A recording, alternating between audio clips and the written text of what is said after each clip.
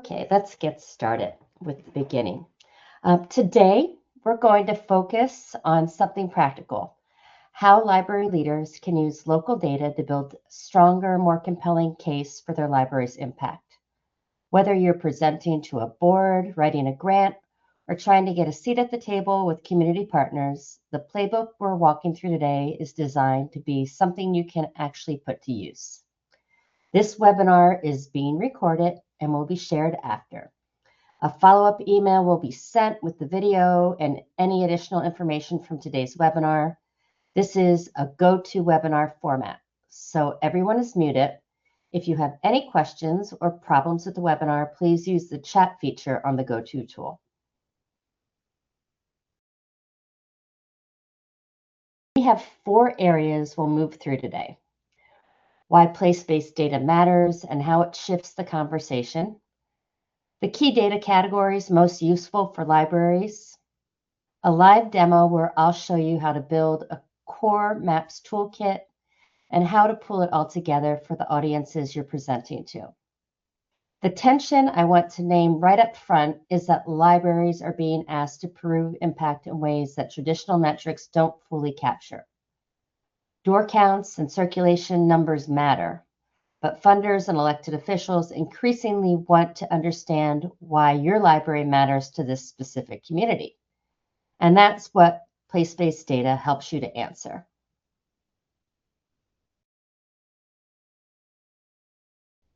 PolicyMap is the platform we'll be working in today, and PolicyMap is used by public libraries, academic institutions, nonprofits, government agencies, and community health organizations across the country.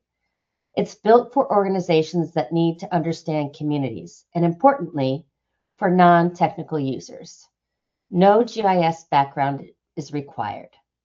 We have over 75,000 indicators from more than 150 authoritative sources, all curated and standardized so you can start mapping the moment you log in. Key categories include demographics, economics, housing, broadband, social determinants of health, and Claritas PRISM consumer segmentation. You can also bring your own data and layer it alongside ours.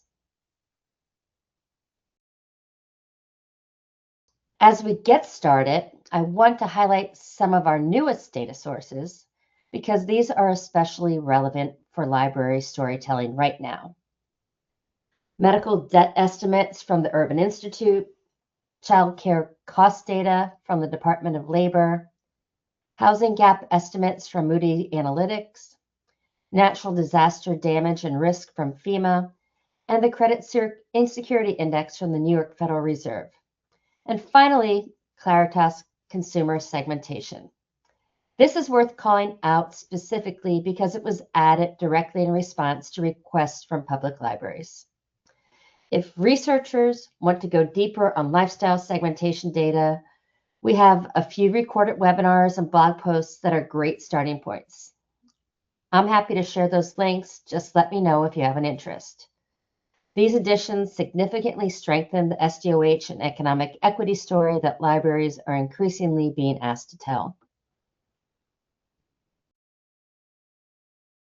In addition to some of the other data that I just highlighted and those source level additions, the PolicyMap data team has also built out new indicators from existing data. There's pharmacy access, letting you show where pharmacies have closed and where access is limited. Powerful for health literacy programming. Predominant chronic conditions show what health burdens are highest in a given area. Predominant housing tenure gets at the homeownership and rental landscape. And industry specialization is helpful for workforce programming. These data sets are on PolicyMap and are ready to use today.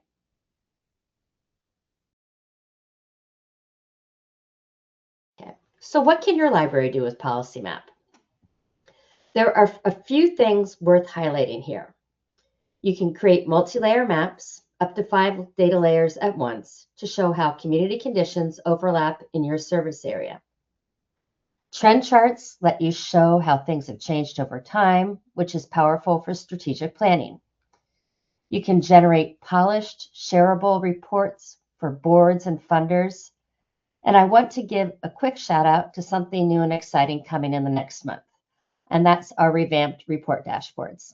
Keep an eye on our newsletter and also for emails and banners that will announce when the new reports are available. If you're a current PolicyMap customer, you can also keep an eye out for an invite for office hours reviewing the new reports. You can also download data for use in grant applications and upload your own place address level library data, branch locations, program participation, card registrations, and layer it directly into community level maps. That last piece is what really enables the impact story.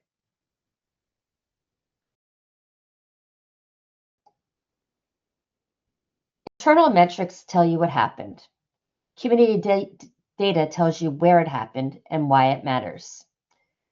Your board, your funders, and your elected officials want to understand the community conditions your library is responding to, not just the outputs. The categories we tend to focus on for libraries include demographics and economics, housing and broadband, social determinants of health, and Claritas Prism, which goes beyond demographics to help you understand how your community lives and engages. But these are really just a starting point. PolicyMap has data across 9 core categories, and the indicators that matter most will depend on your community and what story you're trying to tell.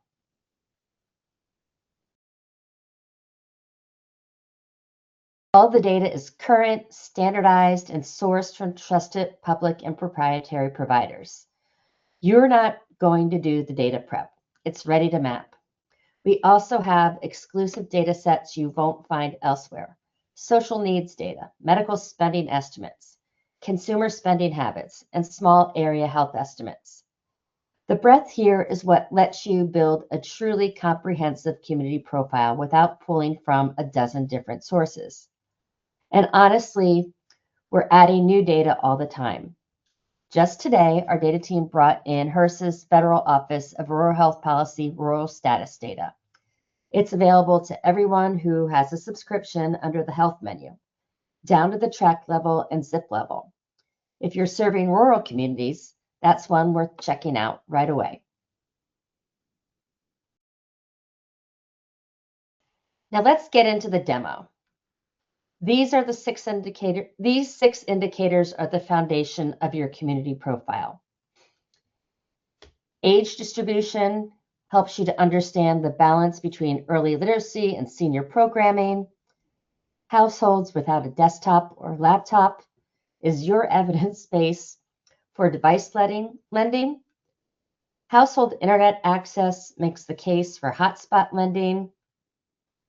Limited English language proficiency guides multilingual collections and outreach.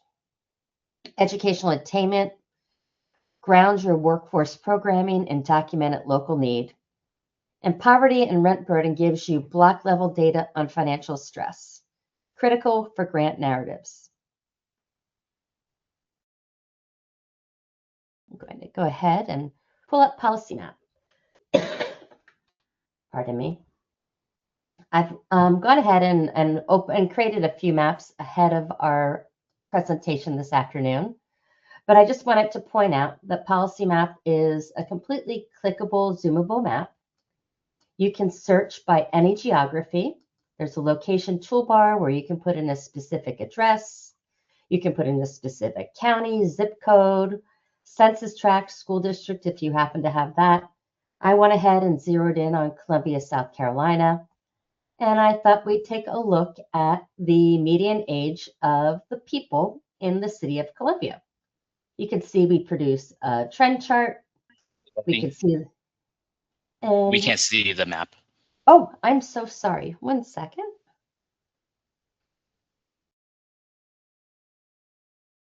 Thank you, Phil. What would I do without you? Here we go. Okay. Are we there? Nope. There we go. You can see my map now. Wait. Yes. Excellent. Okay, here we are back in Columbia, South Carolina, and thank you so much for your help. where we can see I've already put the libraries on the map. We can filter out those libraries by the type of library that are there. We can add other resources. If I click on this geographic marker, it's going to give me a trend chart. This is a trend chart that I could pull out and pull into my work or into my presentations.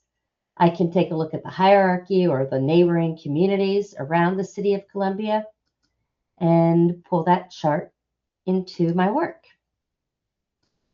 I can also take a look at a few other data layers related to age and the population within our service area. So under the demographics menu, we can take a look at, for instance, where is the younger population? Where is there a higher concentration of 0 to 4-year-olds? If I click on map extent, it's going to allow me to sort of zero in and find those areas with a higher percentage of 0 to 4-year-olds. I can also change the variable to see changes over time, where we can see growth in this area to the northeast of the Richmond Library, Edgewood, where it's a pretty staggering increase in the number of 0 to 4-year-olds. We can also take a look and see the actual number of households that have 0 to 4-year-olds, which is incredibly helpful. What we can also do is we can take a look at this layered with other age populations. So if I choose, for instance, to add maybe those that are 65 or older,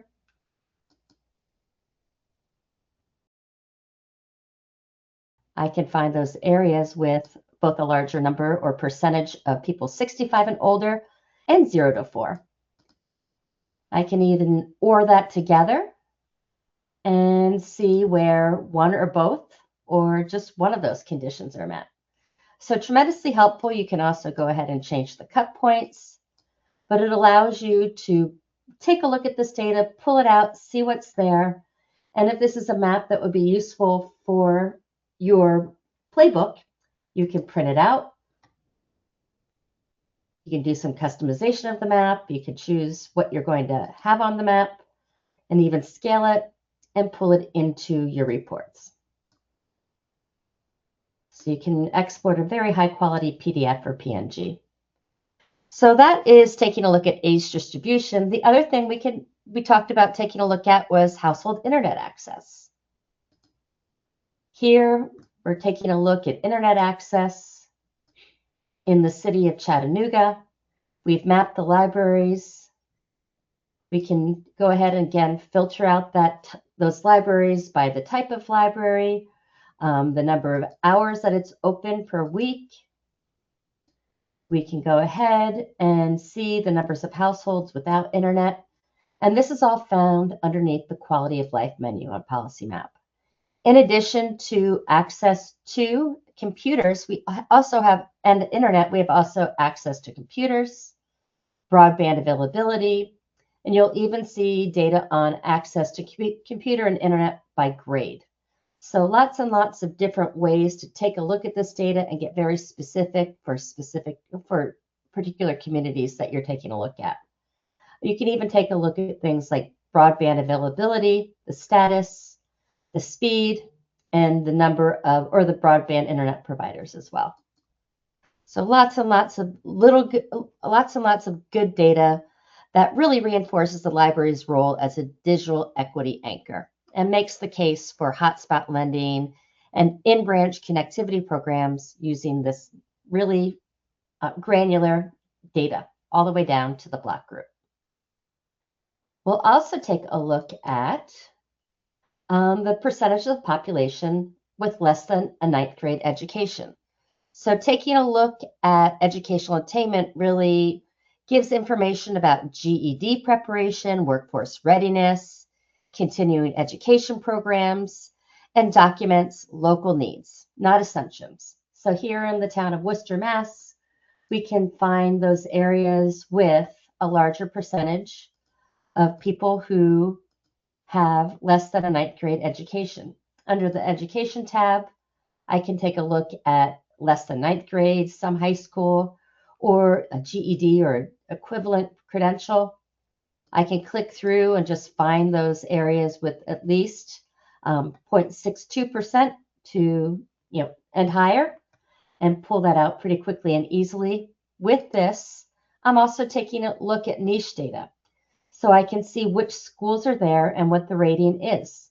If I click on any one of these, it'll tell me, information for this elementary school, school ratings, data on the teachers, enrollment, demographics, lots and lots of really good underlying data. And if I want to pull out this data, I have the ability to go in and download this data for use in other tools.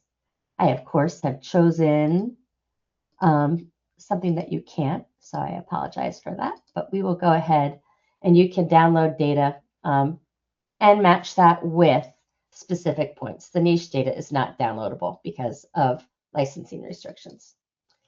But if we wanted to pull down other school data, there's also going to be data from NCES and the Civil Rights Database collection. So really a large collection of data related to education and schools, including Head Start centers. The other map we can take a look at is data related to access to computers. We sort of hit on this before, where we can go ahead and take a look at the percentage of households without any type of computer, see exactly what's there. We can get very granular again. Here we're taking a look at Bethlehem, Pennsylvania. We can see which neighborhoods and their proximity to the library and whether or not they can get there. We can also think about other things, like what other nonprofits are there within the city of Bethlehem that might be helpful in getting access to computers for these households. And under the quality of life menu, you'll see you can always take a look at nonprofit locations.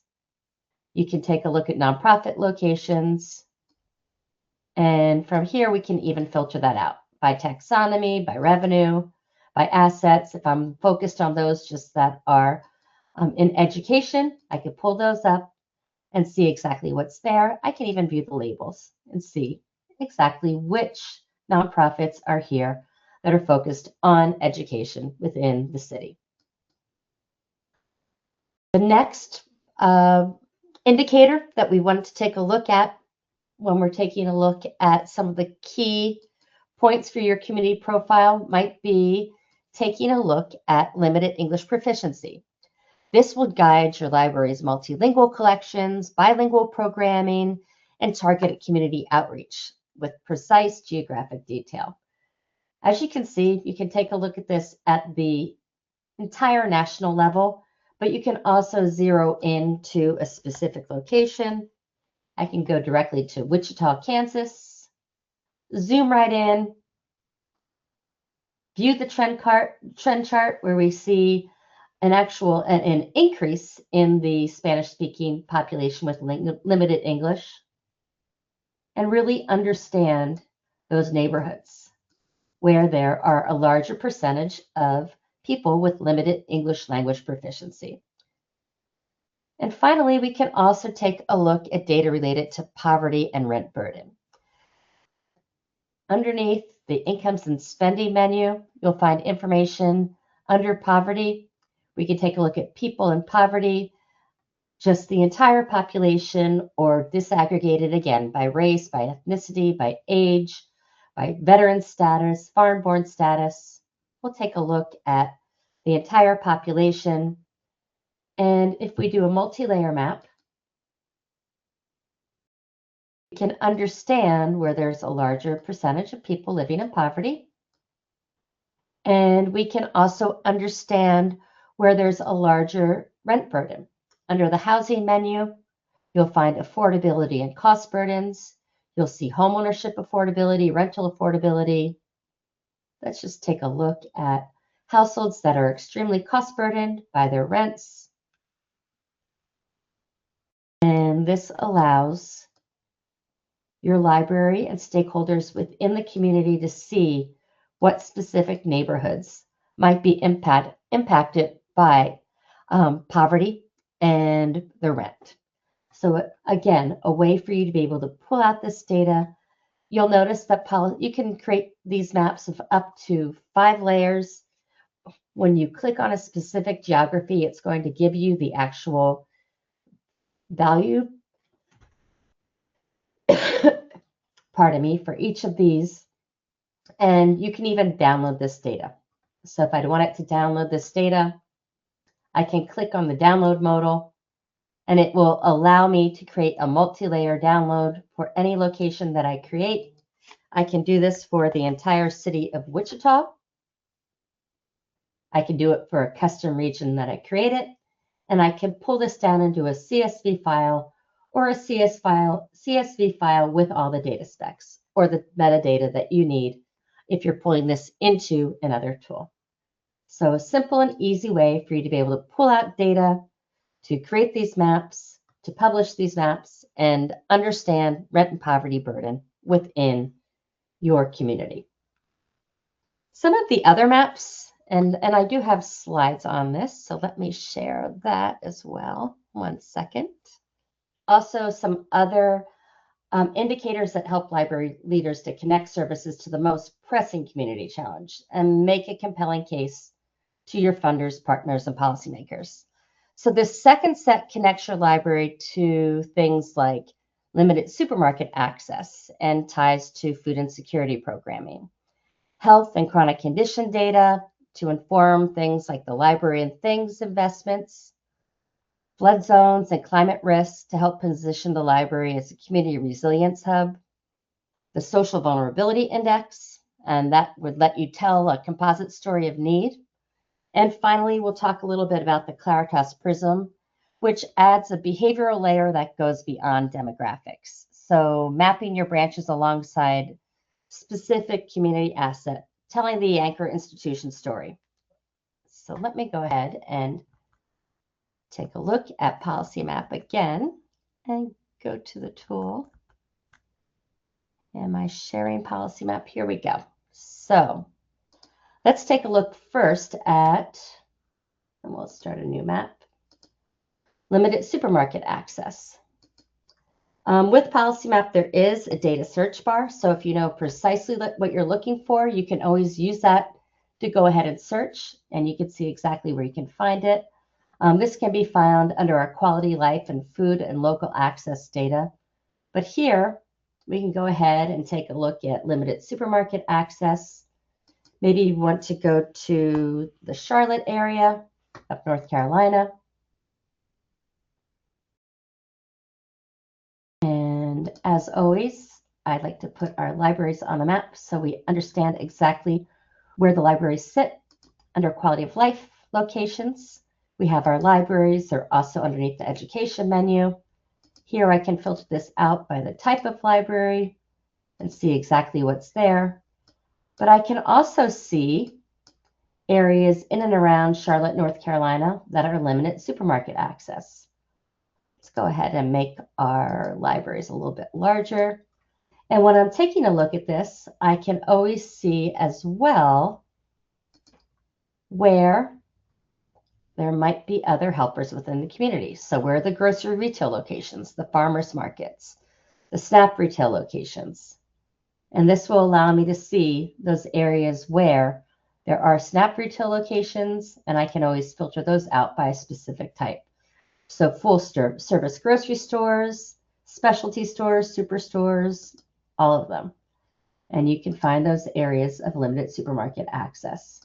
And right here, this is, right here by the Sugar Creek Branch Library. You can understand exactly what's there.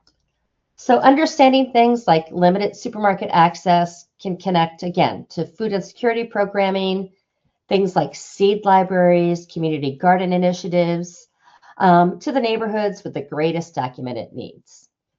Other data we can take a look at is related to health. And for our libraries, there is a health menu. There's also a curated collection of social determinants of health under this curated collection. Under the health menu, we can go ahead and understand data about chronic conditions and health conditions. So underneath the health conditions menu, you'll see that you can map specific chronic conditions like diabetes, depression, heart disease, And I referred to this before, but our data team also created some of their own analytics, including this one, which is the predominant chronic condition. We can understand what the predominant chronic condition is in specific areas. So here it looks like for the city of Charlotte, we have a large number of people who are living with obesity or high cholesterol. But if I'd wanted to pinpoint a specific disease like diabetes or high blood pressure, I can understand specifically what neighborhoods have a higher prevalence of diabetes or heart disease. And again, think about things like blood pressure monitors, or for people with asthma, air purifiers, or health literacy resources, using this neighborhood level data to ease the health burden. The other thing I can take a look at is data related to flood zones and climate risk, and position the library as a community resilience hub, inform emergency preparedness planning, build partnerships with local response organizations, and under the quality of life menu, you're going to find a lot of data related to environmental and disaster risk. You'll find information about flood zones and flood risk. You'll find data on social vulnerability and resilience. I can go ahead and layer data related to flood risk and understand those neighborhoods that are more at risk. Let's go down. We'll take a look at Miami, Dade County.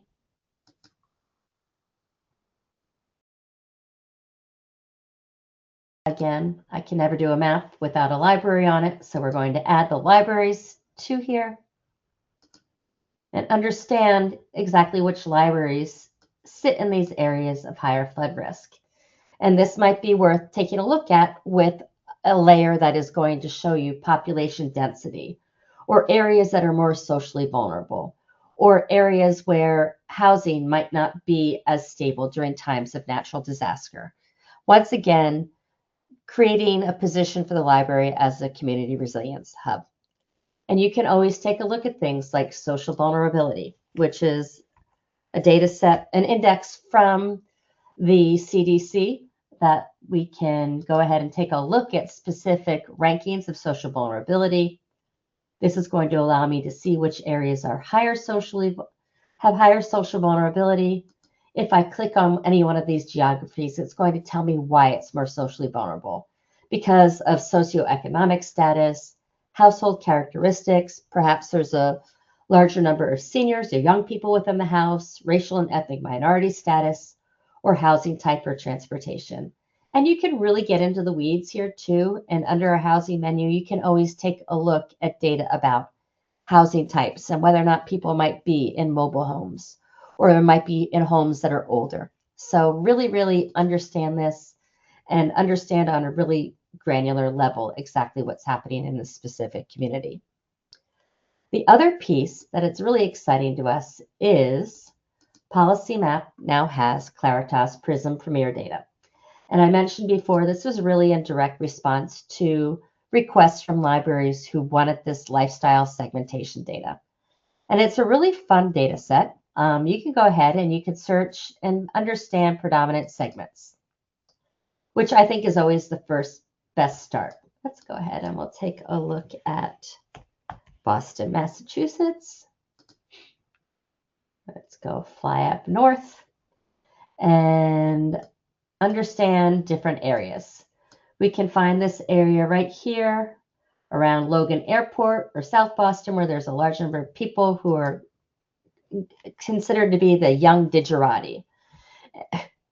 And if you have questions about exactly what is meant by the young digerati or the connected bohemians or the urban elders, you can link directly out to the Claritas website, and this will give you data about exactly what this lifestyle segment is. So these are tech savvy, live in fashionable neighborhood on the urban fringe, affluent and well-educated young digerati. It gives you information about, where they might visit Starbucks. They might be traveling to Los Angeles in Europe.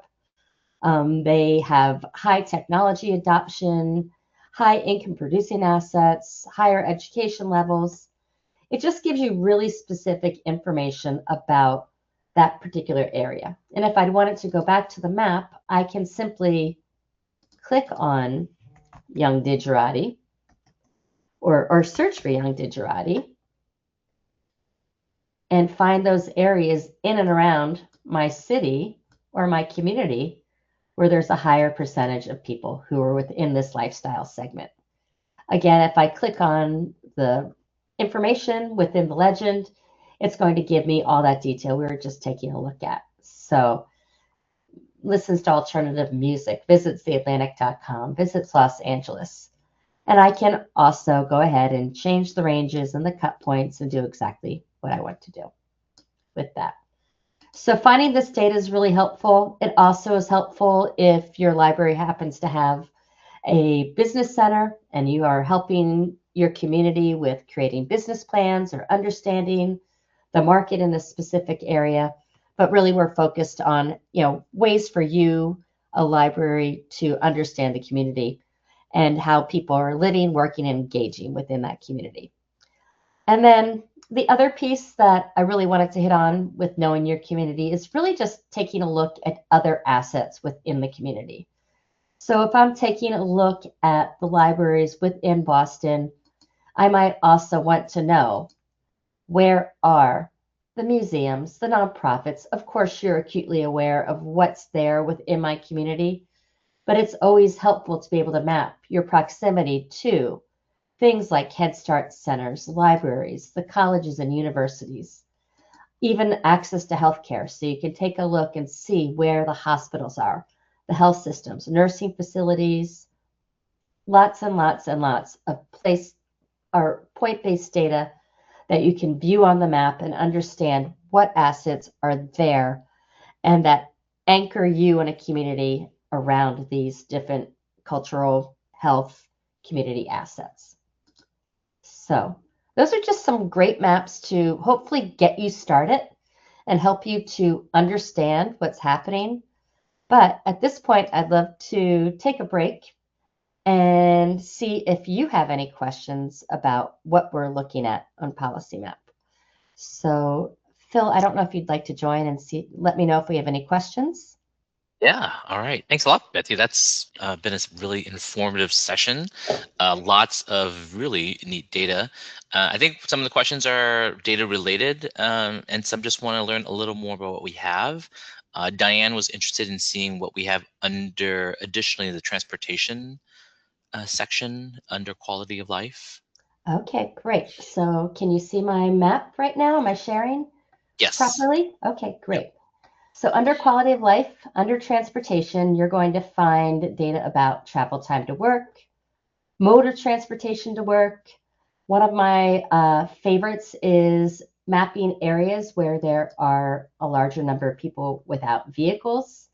And this is really helpful when you take a look at this together with, in our base map settings, you can see, are there rail lines or bus routes that are going to get your cardholders or your potential cardholders to the library. Fortunately, in a town like Boston, there's no shortage of public transportation, so you can see exactly what's there. But there's lots and lots of good data here underneath the transportation tab. Even some information about affordability, the infrastructure, and the walkability indexes here as well. Awesome. All right. Just a reminder for anyone that has any questions, you can just use the control panel of GoToWebinar and it'll come on to just our screen. Another question, I think regarding just data in general, maybe in particular with the Claritas Prism, is how often is data updated in PolicyMap? And of course, is the Claritas data included in usage, since it looks like it's under a curated collections group? It is a curated collection, but the good news is that we provide the Claritas collection with a subscription to our libraries and academic institutions. So that's available. As far as updates, the updates, I believe, are annual, and we loaded this in 2025, and I will need to double check with our data team to see when the updates will be happening. So it's a really good question. But One place you can always go if you have questions about updates to our data. Number one, we have banners that come up and tell you what's there. But under our help documents, you have the ability to see what's new. And there's always a rolling list of new and updated data sets right there. So, you can see that we're constantly updating data. One of the big exciting, updates that happened most recently was the new ACS data, and then the ACS data combined with PolicyMap's analytics. All right. As the author of that page, I'm very excited for it to be shown.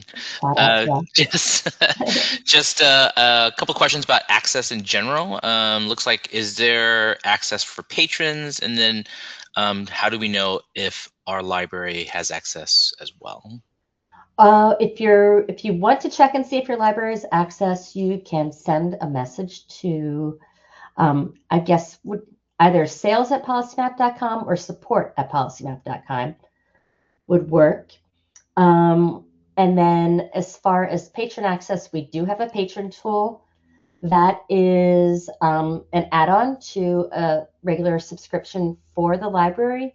It's nominal, and it is accessed both on-site and off-site via proxy access or with the card number. The difference between the patron tool and the library tool is that there are a few restrictions on data and downloads, and there's no uploading of data for patrons. And that's really just to protect the privacy of the library and the people using the library. All right.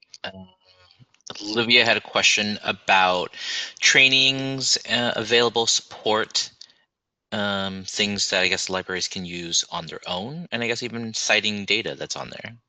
Okay, good. Oh, shoot. I'm sorry. Here we go. So training is all here underneath the help docs again. So we offer free training twice per week, and this is open to even non-subscribers. But also there's a substantial amount of short videos and step-by-steps, how to create a report, excuse me, how to upload data, how to download data. And there is also Pam, and Pam is our chatbot.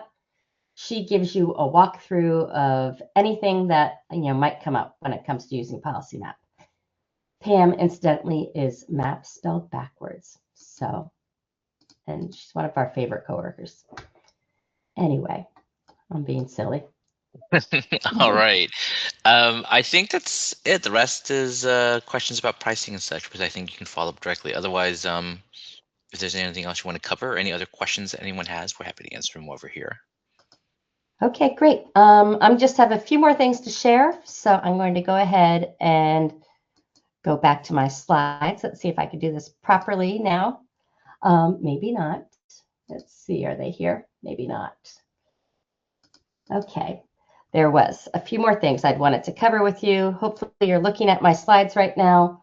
But I just wanted to, am I sharing my screen? We're seeing your presenter side, not the presentation side. Oh, of course. Okay, never mind. Let me take this off for 1 second. Let me share my, what will you do with me? Here we go. So I just wanted to talk a little bit about, the maps and pairing your internal data with external data and overlaying that. That is something that we do for some of our clients.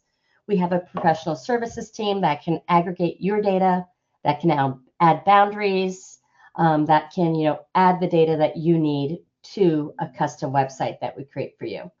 And really think about the use cases. And I'm hoping that from this presentation, you can see, some of the ways that you can, build a small set of core maps that you can update on a regular basis as we have to update the data, and share them with your audience when you need it, as an ad hoc basis or on a regular basis as well.